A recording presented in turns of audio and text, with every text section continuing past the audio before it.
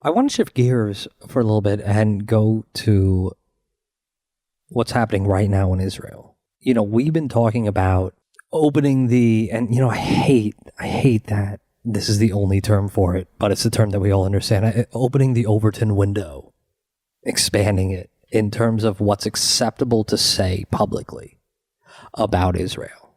Right. And we just saw a few days ago the left-wing members of the House of Representatives talk about Israel-Palestine on the House floor in a way that, in my lifetime, I can't remember ever seeing. Ben has a couple clips queued up. Ben, why don't you show us one of these? So I must ask, when we defend Israeli citizens' right to peace and security, how can we at the same time ignore the 5 million Palestinians living under occupation? When we say that Israel has the right to self-defense, how can we ignore the home demolitions, settlement violence, and forced annexation of Palestinian land that is happening? And how can we say they themselves do not have the right to defend themselves? How can we pay lip service to a Palestinian state yet do absolutely nothing to make that state a reality while the Israeli government we fund tries to make it impossible? Congressman Ilhan Omar, floor of the House. She's so amazing. Who I think is the wedge that opened this up. Because there have been, there have been, I don't want to say pro-Palestinian members of the House, but there have been members of the House who are not totally bought by AIPAC in the past.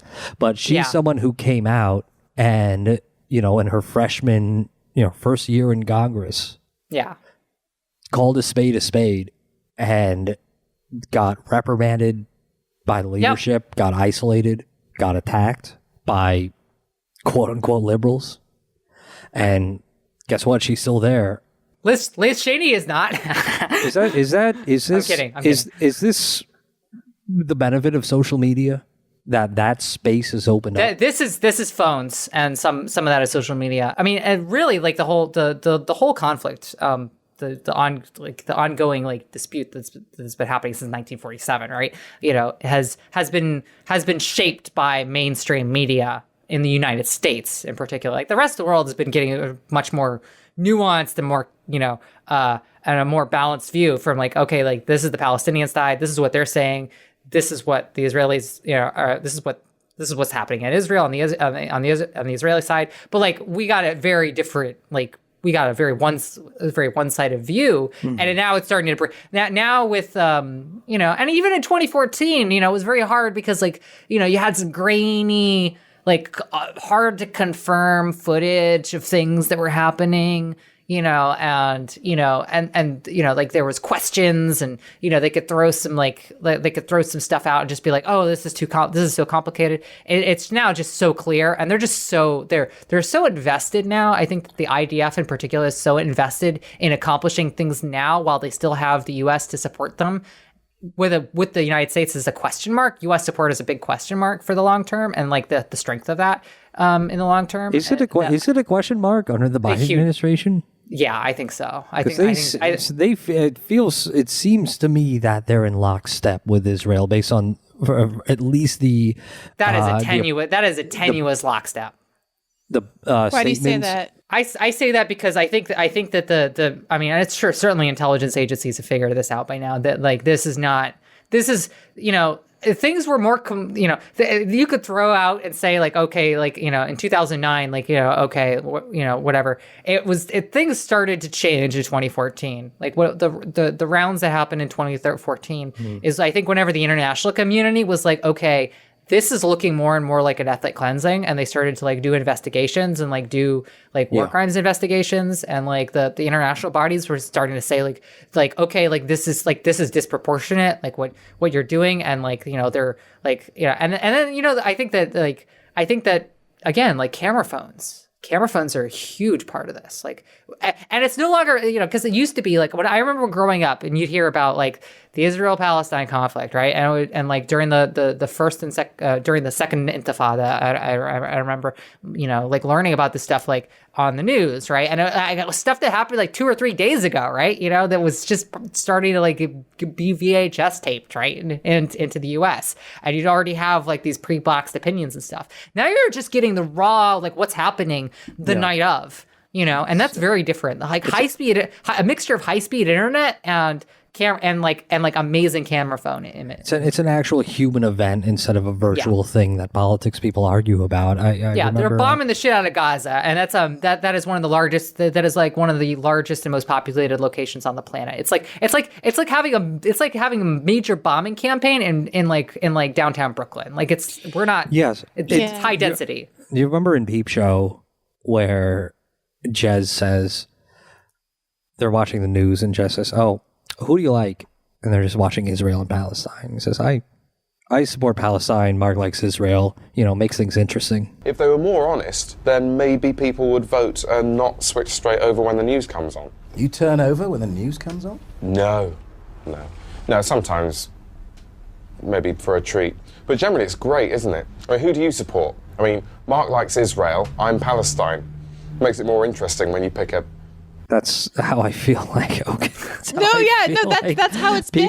People view it, yeah. And now, to your point about the social media stuff,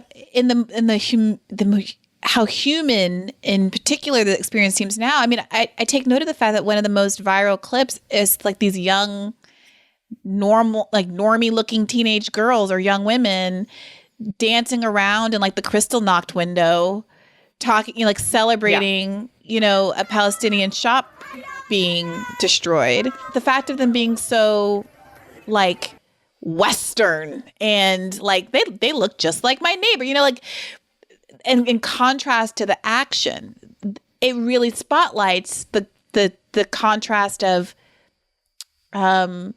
wealth and ability and economics that is playing out in the region. It makes it very difficult to characterize, Israelis as kind of like ideologically neutral and just a military that's defending itself. When no, it's these two smug little girls tap dancing on the shards of someone else's business. Yeah, and some of these other videos, the settler, Israeli, settler having a shouting match with a Palestinian whose house he's taken, saying, "If I didn't take your house, someone else is going to take your house," and all of these very individualistic, very human interactions that are taking what is always characterized as this very complicated dispute that you couldn't possibly understand because it's like hundreds of years old, and making it like, no, I see two people on the screen and that one seems like an asshole. To be fair, it was more like the Middle Eastern conflicts were a lot more complicated at earlier points, right? Like during the 20th century, right?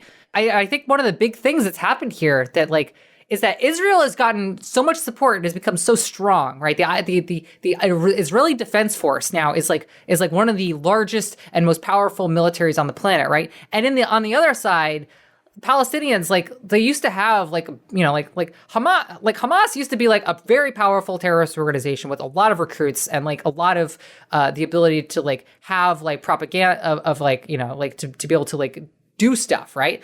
Iron Dome, changed the ability of them to throw to lob rockets with any kind of effect. And I think that the biggest factor that's happened, at least on the Palestine side, has been the fact that Hamas is deeply unpopular. They no longer have the perception that they have. So the talking point that Israel usually has, and particularly the IDF has, in saying, "Oh, this is Hamas, this is Hamas, this is Hamas," has really deteriorated because Hamas just isn't really a thing as it was 15 years ago, because and a lot of that has to do with sort of the fight against ISIS, and a lot of people see and a lot of the younger generation being turned off by people who come around and say, "Oh, well, you can support you should join this organization or you should support us." Especially since they got involved in some really complicated. They got involved in some complicated thing where there was that, Hamas was like, okay, we're a political party now, and like we're gonna do politics, but we're also gonna work with the Egyptians, and they're like kind of like, and the Sisi, we have the Sisi like weird military dictatorship thing, and we're gonna we're gonna do stuff for the Egyptians, like domestic, like here in Palestine, to do stuff, and it just shattered their perception among particularly young TikTokers on in Gaza. Well, what I appreciate from leaders like Ilhan Omar and Rashida Tlaib is their insistence of human rights and citizenship for the people living in occupied territories. Yeah, shrinking occupied territories too. Shrinking occupied territories, which has been totally absent from the public discourse about what happens in Israel, which is again always characterized as, well, there are clashes. There's fighting happening. I know it is still there, but there's at least, I don't know, it does seem to me that there's been a baby step, maybe you want to call it that. This is a totally different vibe that I'm getting. I mean, I tweeted about it, and I gave my position, which is that the United States should not, the entire UN Security Council, 15 members out of 15 members, you have 14 who support calling for a ceasefire, right? Or conducting investigations or doing stuff on the ground and doing negotiations and stuff, right? And like the United States vetoed every single time, right? And the me stating that just doesn't get backlash. And then Andrew Yang saying I have full throated support, it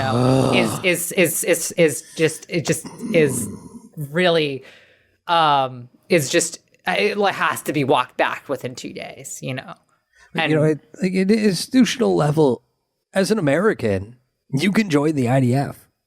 Yes. If you have, I have friends who have I have former colleagues who eventually, when they were in high school, and whenever they went into early college, they eventually enlisted in the IDF. So I have friends who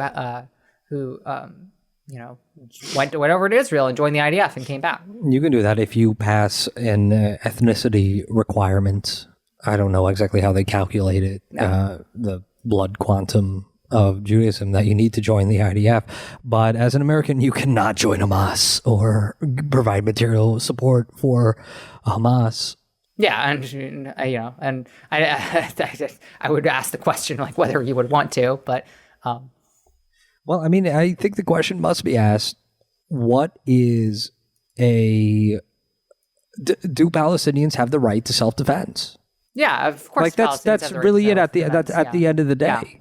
100%. Well, what's so interesting? I don't know if it was maybe at Jen Psaki press conference last Thursday or where I saw this, but some reporter asked that question. Like that's how you know there's been a real shift, right? That all of these reporters, and not just international, not just foreign reporters, but American reporters are asking the question: do Palestinians have the right to self-defense? And somebody replied by saying, does Hamas? Like, are you talking about Hamas? Does Hamas have the right to? Yeah. What does self-defense mean? What does it look like? If you don't have a state and a military, right? Like, if you're not allowed to have a state. Does that mean Hamas in the way that, all right, in South Africa under apartheid, does the black majority enjoy a right to self-defense? Is that the ANC? Do Catholics in Northern Ireland I think that's a cool. And I think that's the legitimacy question. Is like who has the legitimacy? Like And any kind of self-defense is viewed as illegitimate, so it gets filtered obviously through extremist organizations. Well, the statelessness of Palestine, the imposed statelessness, is used as a justification for why any pushback from Palestinians can only be seen through the lens of Hamas, which is the only outlet because of the imposed statelessness, right? So there's the way that they're kind of defined out of being able to, and obviously Hamas is separate and apart from, Palestinians, but like there's this way in which by using terms and deciding who is valid on the basis of statehood, which of course throughout the region and the world has been largely defined along with colonial parameters, is the game that's being played to deny Palestinians as a people the right to any kind of self-defense or pushback in the least. Right. And that word game itself is crumbling as people, I think, are being able to perceive Palestinians as something other than as a scary terrorist organization. Exactly. You got it 100%. And there's a big distinction between the two. And that schism has like over the last decade, that's been a big part of like what's been happening in Palestine, especially with a generational shift and like exposure to like the more means of like internet and things like that is this unpopularity of Hamas like in Palestine, right? They were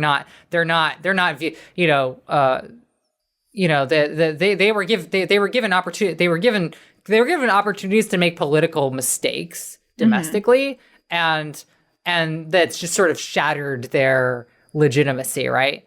Among like at least two generations of Palestinians, right? And so like the ability and the ability to conflate the two has evaporated over the last decade. It was already fractured by 2014, and now it's almost completely gone.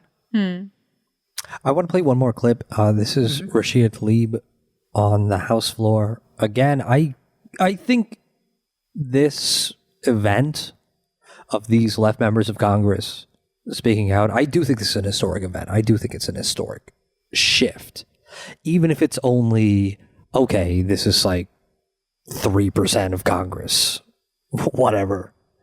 I do think the fact that it's out there, that you can make these statements in public and not be afraid, I think that's a shift. Let's hear it. If we are to make good on our promises to support equal human rights for all, it is our duty to end the apartheid system that for decades has subjected Palestinians to inhumane treatment and racism.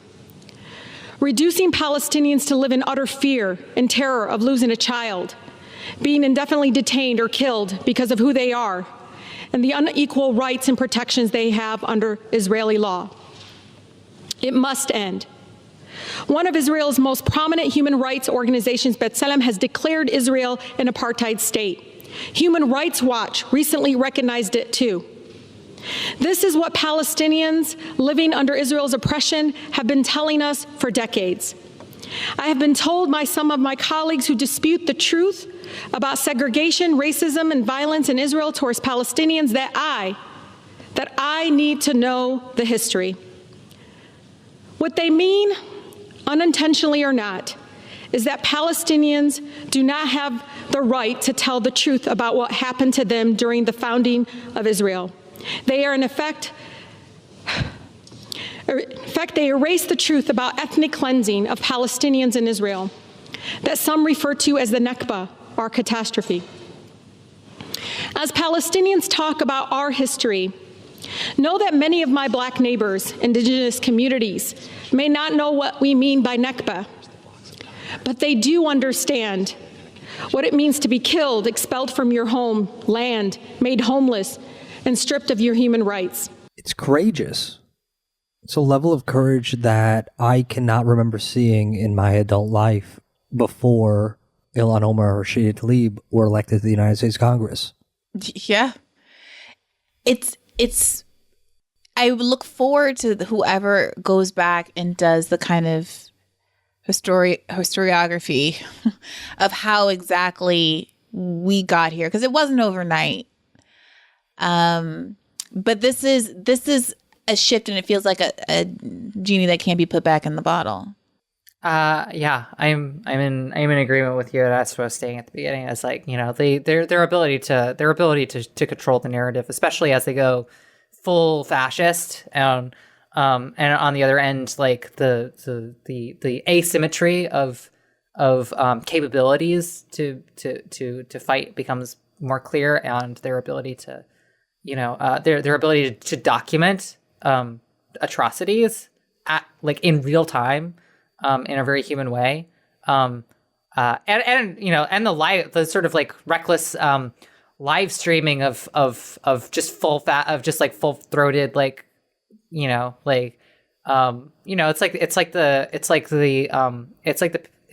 I'm not trying to make a comparison. I'm not trying to make like a comparison, but like, if you think of like the lives, how the self live streaming of 1/6, right?